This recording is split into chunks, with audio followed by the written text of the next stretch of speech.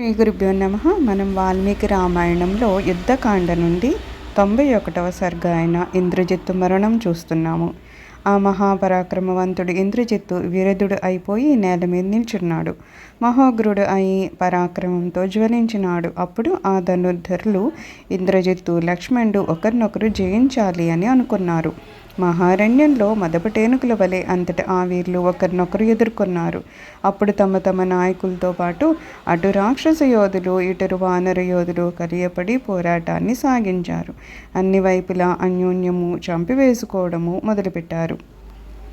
అప్పుడు ఇంద్రజిత్తు తన రాక్షస యోధులందరినీ చూసి పొగడి సంతోషపెట్టి, ఓ రాక్షస వీరులారా, ఇప్పుడు దిక్కులన్నీ చీకట్లు అలుముకున్నాయి. ఈ యుద్ధ భూమిలో ఇప్పుడు తన వారెవ్వరో పరాయి వారు ఎవ్వరో ఎవ్వరికీ తెలియడం లేదు. ఇప్పుడు మీరందరూ వానర్యోధులను మభ్యపెట్టాలి. అందుకు మీరు అందరూ ధైర్యంతో పోరాటాన్ని సాగించాలి. మీరు భయంకరంగా పోరాటం సాగిస్తూ ఉంటే నేను ఇట్టే లంకాపట్నానికి పోయి మరి ఒక రథం మీద తిరిగి వచ్చి యుద్ధం చేస్తాను. నేను లంకాపట్నం పోవడము వానరులెవ్వరికీ తెలియనీయకుండా ఉండేటట్లుగా మీరు పోరాటాన్ని సాగించాలి. ఏమాత్రం తెలిసినా ఆ దుర్మాత్ములు నాకు అడ్డు తగులుతారు. అందువలన మీరు ఎలా పోరాటం సాగిస్తే వాళ్ళు నాకు అడ్డు రాకుండా ఉంటారో అలా మీరు వానరయోధులతో పోరాడుతూ ఉండాలి అని చెప్పాడు. అంతటా ఆ శత్రుహంతా ఇంద్రజిత్తు వానరవీరులను మభ్యపెట్టి రథం కోసము లంకాపట్నానికి పోయాడు. అక్కడ బంగారు రథానికి ఉత్తమాశ్వాలను పూంచి చక్కగా అలంకరించినారు. ఆ రథం నిండా వందల కొద్దీ ఈటలు, ఖడ్గాలు, విండ్లు మొదలైన ఆయుధాలు అమర్చారు. అశ్వహృదయము తెలిసి రధికుడికి మేలయ్యేట్లు పోనిచ్చే సారథి ఆ రథం తోలడానికి కూర్చున్నాడు. మనోజ్ఞమైన ఆ మహారథం మీద ఆ మహాపరాక్రమవంతుడు ఆ జయశీలి ఇంద్రజిత్తు ఎక్కాడు. అంతటా రాక్షసగణాలను వెంటబెట్టుకొని అమితవేగంతో లంకాపట్టణం నుండి బయలుదేరి లక్ష్మణ విభీషణుల మీదకి పోయినాడు. యుద్ధభూమిలో ఉన్నట్లే ఉండి తమకు ఎవ్వరికీ ఏమాత్రమూ తెలియకుండా లంకాపట్టణానికి పోయి అంత తొందరగా రథం ఎక్కి వచ్చిన ఆ ఇంద్రజిత్తును చూసి లక్ష్మణుడు, విభీషణుడు, వానర వీరులు ఆశ్చర్యపోయారు. ఆ ఇంద్రజిత్తు లాఘవానికి వారందరూ చకితులైపోయారు. అంతటా ఇంద్రజిత్తు బాణవర్షాన్ని కురిపిస్తూ వందల కొద్దీ వేల కొద్దీ వానర యోధులను పడగొట్టాడు. అతడు తన ధనస్సును గుండ్రంగా వంచి రెప్పపాటిలో బాణాలని వదిలి ఎంతోమంది వానర వీరులను వధించి వేశాడు. ఆ బాణపాతానికి ఓర్చుకోలేక ఆ భీమపరాక్రములు వానర వీరులు అప్పుడు కష్టకాలంలో దేవతలు బ్రహ్మదేవుడి దగ్గరికి పోయినట్లు లక్ష్మణ్ దగ్గరికి పోయి అతని శరణు వచ్చినారు.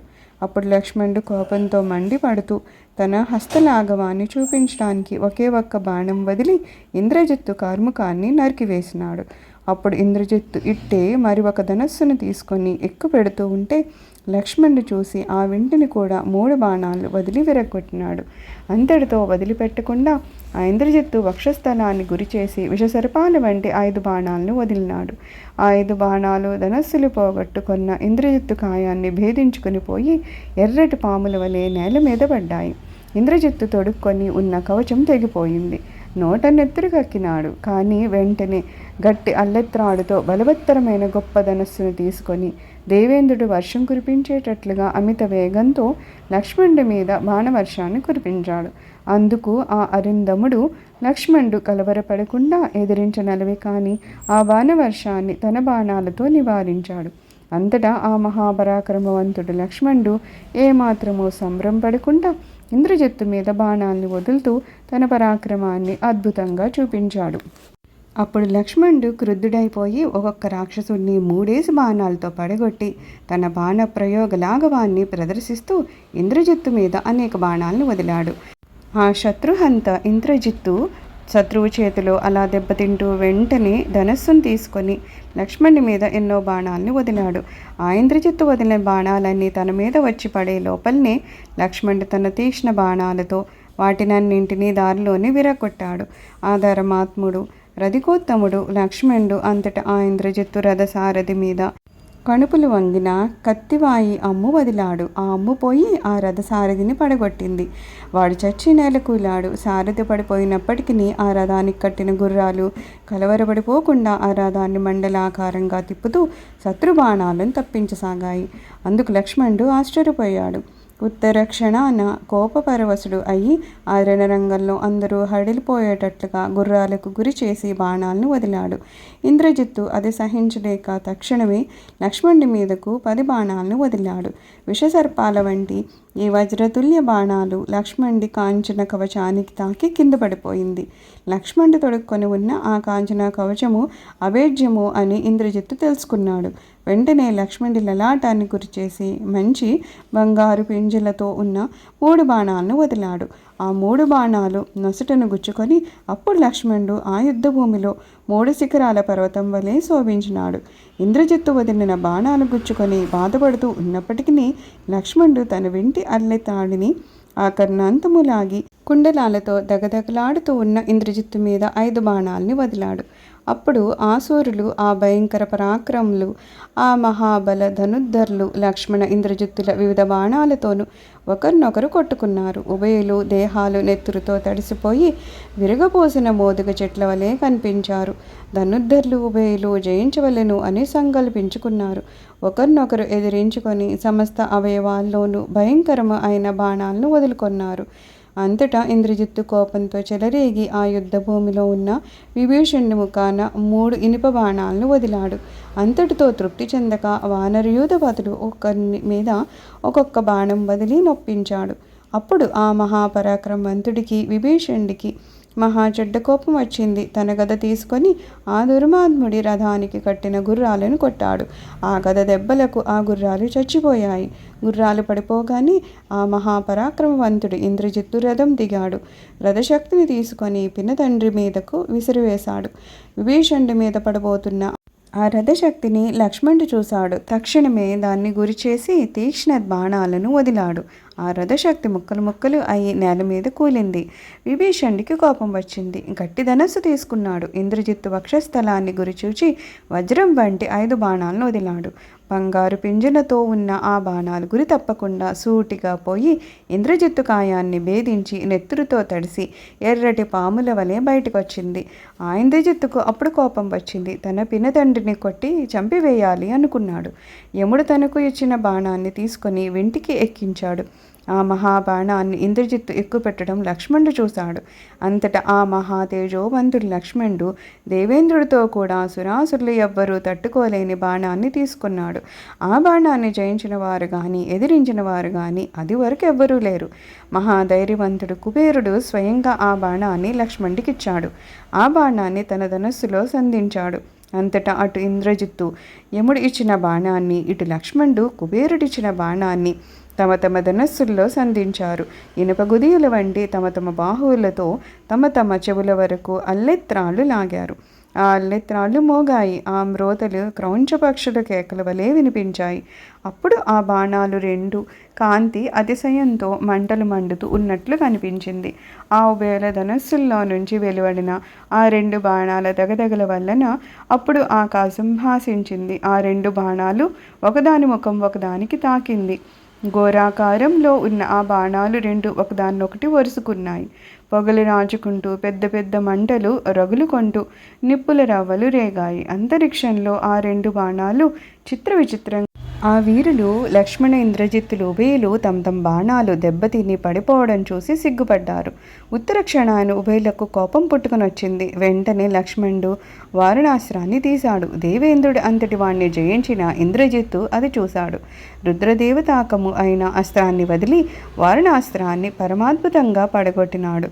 అంతటా ఆ జయశీలి ఇంద్రజిత్తు ఈ లోకాన్ని అంత సంహారం చేసి వేయడానికో ఏమో అన్నట్లుగా దేదీప్యమానమైన ఆగ్నేయాస్త్రాన్ని తన వెంట సంధించాడు. అది చూసి లక్ష్మణుడు చటుక్కున సౌరాస్త్రాన్ని వదిలి ఆ ఆగ్నేయాస్త్రాన్ని అడ్డగించాడు. తన ఆగ్నేయాస్త్రాన్ని అడ్డగించడాన్ని చూచి ఇంద్రజిత్తు కోపపరవశుడు అయిపోయి శత్రువులను అందరినీ ఒక్కసారిగా నాశనం చేయ సంకల్పించుకొని అసురాస్త్రాన్ని వదిలాడు. ఆ అసురాస్త్ర ప్రభావం వలన అప్పుడు ఇంద్రజిత్తు ధనస్సులో నుండి దగదగలాడుతూ బాణాలు, ముద్గరాలు, శూలాలు, గదలు, ఖడ్గాలు, గండ్రగొడ్డళ్ళు బయలుదేరాయి. ఆ అసురాస్త్రాన్ని అది వరకు సర్వభూత కోటి అడ్డగించలేకపోయింది. అది సమస్త శత్రువులను నాశనం చేసి వేస్తుంది. అది లక్ష్మణుడు చూశాడు. మహేశ్వరాస్త్రాన్ని వదిలి అన్ని ఆయుధాలతో వెలువడిన అసురాస్త్రాన్ని పడగొట్టాడు. అంతట లక్ష్మణుడు ఇంద్రజిత్తు దొమ్మిగా పోరాటాన్ని సాగించారు. ఆ పోరాటము అసదృశ్యంగాను అద్భుతంగాను సాగింది. ఆకాశంలో ఉన్న భూతాలు అన్నీ అప్పుడు లక్ష్మణ్ చుట్టూ మూగాయి. అలా ఆ వీర్లు పోలాడుతూ ఉంటే మహాభైరవ స్వనాలతో ఇటు వానర యోధులు అటు రాక్షస యోధులు భయంకరమైన యుద్ధాన్ని చేశారు.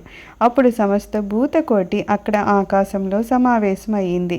దేవేంద్రుడి వెంట దేవతలు, పితృదేవతలు, గంధర్వులు, గరుడులు, ఉరగరులు, పరమర్షులు వచ్చి ఆకాశంలో నిల్చొని ఆ యుద్ధంలో లక్ష్మణుణ్ణి కాపాడారు. అప్పుడు లక్ష్మణుడు తాకితే తగులు పడిపోయే బాణాన్ని వింట సంధించాడు. బంగారంతో చేసిన ఆ బాణం అయింది. అది తగిలితే చచ్చిపోక తప్పదు. దాన్ని అది వరకు ఎవ్వరూ ఎదిరించి ఎరుగరు, ఎవరు ఓర్చుకొని ఎరుగరు. అది మహాభయంకరమైంది.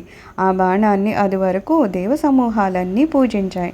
మహాతేజోవంతుడు, దేవతల ప్రభువు, పచ్చని గుర్రాల మీద పోయే దేవేంద్రుడు ఆ బాణాన్ని దేవదానవుల యుద్ధాల్లో దానవుల మీద వదిలాడు. ఆ బాణంతో దానవులను జయించాడు. ఆ బాణము అది వరకు అపజయం అనేది ఎరగదు. ఆ బాణాన్ని అప్పుడు లక్ష్మణుడు ఇంద్రాస్త్రంతో అభిమంత్రించాడు. దుర్దర్శము అయిన తన సరాసనాన్ని వంచాడు. ఆ మానవోత్తముడు లక్ష్మణుడు సమస్త లోకాలను సంహారం చేసివేసే ప్రళయకాల యముడి వలె ఆ బాణాన్ని తన చివరకు లాగాడు.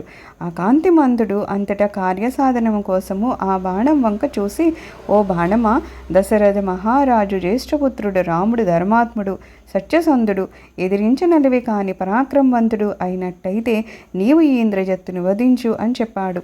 అంతటా ఆ పరవీరహంత ఆ కాంతివంతుడు లక్ష్మణుడు ఇంద్రాస్త్రంతో అభిమంత్రించిన ఆ బాణాన్ని వదిలాడు.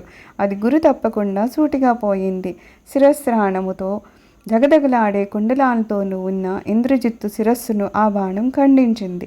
అంతటా అతని కాయాన్ని నేల మీదకి పడగొట్టింది. బంగారం వలె కాంతిమంతం అయిన ఆ ఇంద్రజిత్తు శిరస్సు దేహం నుండి తెగి నెత్తురుతో తడిసి నేల మీద కనిపించింది.